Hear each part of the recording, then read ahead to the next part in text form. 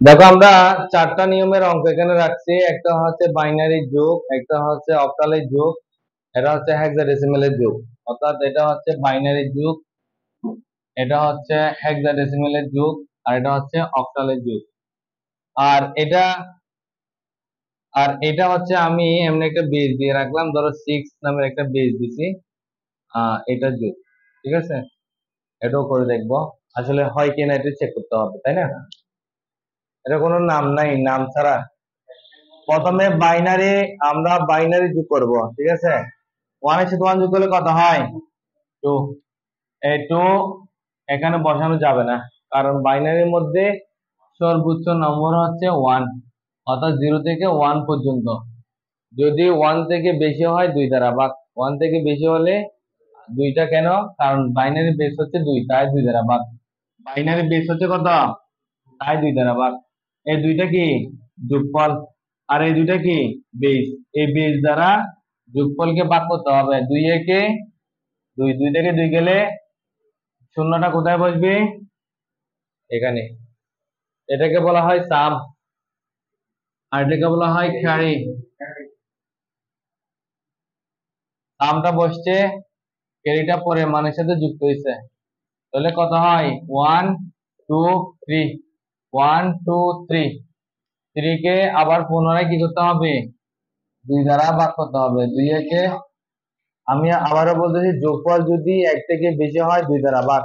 আর 2 মানে বেস, এই দুইটা হচ্ছে বেস, এটা হচ্ছে বেস। 2 একে 2, 3 থেকে 2 গেলে কত? 1। একটা বসবে, হাতের একটা এখানে আসবে, অর্থাৎ সবসময় মাথায় রাখবে ভাগশেষ যোগফল হিসেবে বসে যাবে, ভাগফল পরবর্তী মানের সাথে যুক্ত হবে। তাহলে আমরা কত পাচ্ছি এখন? এই 1 2 3 4, এই 4 কে আবার পুনরায় কি করতে হবে? 2 দ্বারা ভাগ করতে হবে। 2 একে 2, 2 দুগুণে কত? 4, 4 থেকে 4 গেলে 0, হাতে 2, 2টা এখানে আসবে, 2 এর সাথে যোগ করলে কত? 3, 3 মানে এটা। ভাগশেষ কত আসছে? 1, হাতে 1টা এখানে আসবে, আবার 2, 2 মানে কোনটা? উপরেরটা। ভাগশেষ বসবে, ভাগফলটা পরের মানের সাথে যুক্ত হবে। তাহলে কত হয় এখানে? 1 2 3 4, 4 কে ভাগ করলে কত আসে? ভাগশেষ 0, 2টা আবার এখানে আসবে, 2 3 4 5, 5 কে পুনরায় আবার 2 দ্বারা ভাগ, 2 দুগুণে 4, 5 থেকে 4 গেলে কত? 1, একটা বসবে, হাতে 2টা আবার এখানে আসবে, 2 এর সাথে 1 যোগ করলে কত? 3, 3টা আবার ভাগ করলে ভাগশেষ 1, আর ভাগফল 1টা কোথায় যাবে? এখানে আসবে, আবার 2, 2 মানে এটা, 0টা বসবে, আর 1টা এখানে বসে যাবে। এটা আনসার। বুঝছো সবাই? দশমিকটা বসে দিতে হয় নরমালি, ঠিক আছে?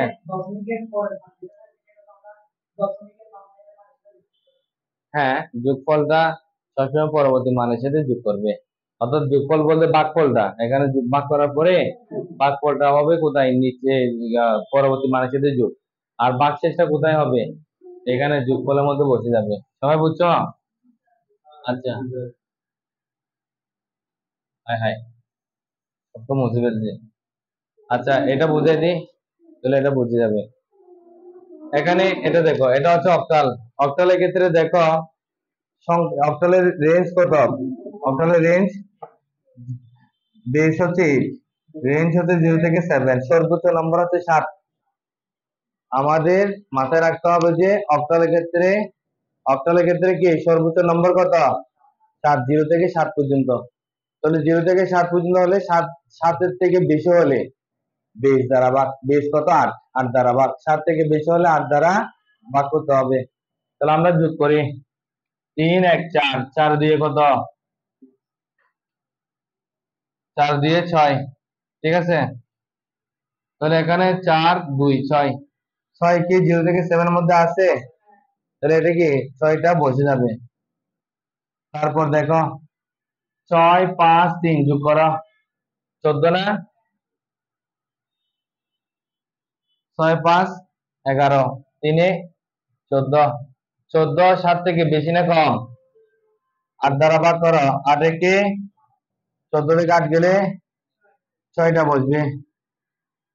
আবার এটা ভাগ, এখানে এটা হচ্ছে সাম, ভাগফল, এটা বসে যাবে এখানে। ধরো এটা হচ্ছে সাম মানে ভাগশেষ, ভাগশেষটা বসবে আর ভাগফলটা কোথায় আসবে, পরে মানের সাথে যুক্ত হবে। কত হয়, 7 সাথে 1 যোগ করলে কত, 8, 8 সাথে 6 যোগ করলে 14, 14 সাথে 5 যোগ করলে কত, 19, 19 কে আবার পুনরায় কি করো, 8 দ্বারা ভাগ করো, 8 দুগুণে 16, 16 তো 19 থেকে চলে গেলে 3টা বসবে, হাতে 2, 2টা এখানে আসবে, 2 এর সাথে 3 যোগ করলে 5, 7 এর সাথে 5 যোগ করলে 12, 12 সাথে 3 যোগ করলে কত, 15, 15 কে আবার কি করতে হবে, 8 দ্বারা বা 8 থেকে 8, 15 থেকে 8 গেলে কত, 7, এখানে হবে কত, 7, হাতে আছে কত, 1, 5 এর সাথে 1 যোগ করলে কত, 6, এটা আমাদের आंसर 673.66, 6.3 কি হবে,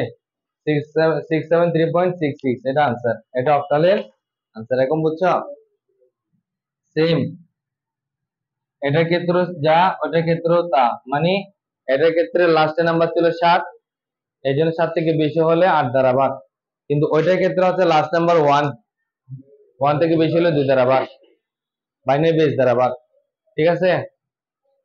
আচ্ছা, এখন আমরা হেক্সাডেসিমাল নাম্বার দেখব।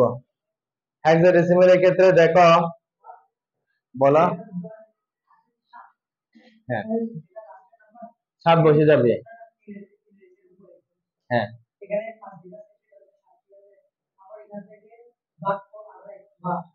8 হয়েছে, 8কে 8 দ্বারা ভাগ করতে হবে, ভাগ শেষ বসে যাবে, ভাগফলটা পরে মানের সাথে যুক্ত হবে,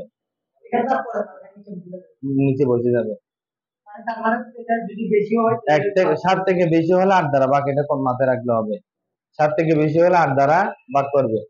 আচ্ছা, হেক্সাডেসিমালে চেক করো, বিমানি 11, বিমানি কত, আমরা একটু আগে বুঝছিলাম 11, সীমানি কত, সীমানি কত, যোগ করলে কত আসে, 35 নাকি, 35 না। হেক্সাডেসিমালের ক্ষেত্রে রেঞ্জ হচ্ছে 0 থেকে 15 পর্যন্ত, সর্বোচ্চ নম্বর 15, সর্বোচ্চ নম্বর কত, 15, 15 থেকে বেশি হলে কি 16 দ্বারা ভাগ। তো আমরা এখন যোগ করে 35 পাইছি, 35 কি 16 থেকে বেশি না কম, বেশি হলে এটাকে 16 দ্বারা ভাগ করো, 16 দুগুণে কত, 35 থেকে 32 গেলে কত, 3 বসবে, হাতে 2টা এখানে আসবে, 12 সাথে 2 যোগ করলে কত, 14 সাথে 15 যোগ করলে কত, 29 সাথে 13 যোগ করলে কত,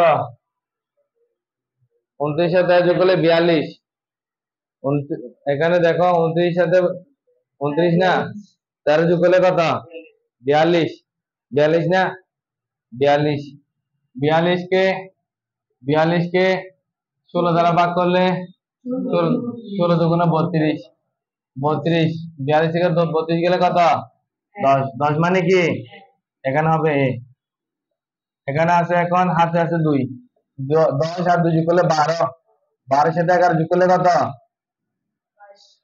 12 সাথে 11 যোগ করলে 23, 23 সাথে 15 যোগ করলে কত, 38, 15 সাথে, তাহলে এখানে কত হবে, 38, 38 কে কি করতে হবে আবার 16 দ্বারা ভাগ, 16 দুগুণে 32, তাহলে 8 থেকে 2 গেলে 6, 6টা বসবে, হাতে 2টা আবার এখানে আসবে, 3 2 কত, এখানে 5 বসবে।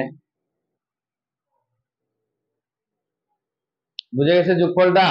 তাহলে আমরা এখন একটা 6 দ্বারা একটা অঙ্ক করে দেখব, যেহেতু এখানে সর্বোচ্চ নম্বর কত, সর্বোচ্চ নম্বর কত, 0 থেকে 5 পর্যন্ত, 0 থেকে 5 পর্যন্ত। এখন আমরা প্রথমে 5 এর সাথে 2 যোগ করলে কত পাই, 7 এর সাথে 5 যোগ করলে কত পাই, 7 এর সাথে 5 যোগ করলে 7 5 12,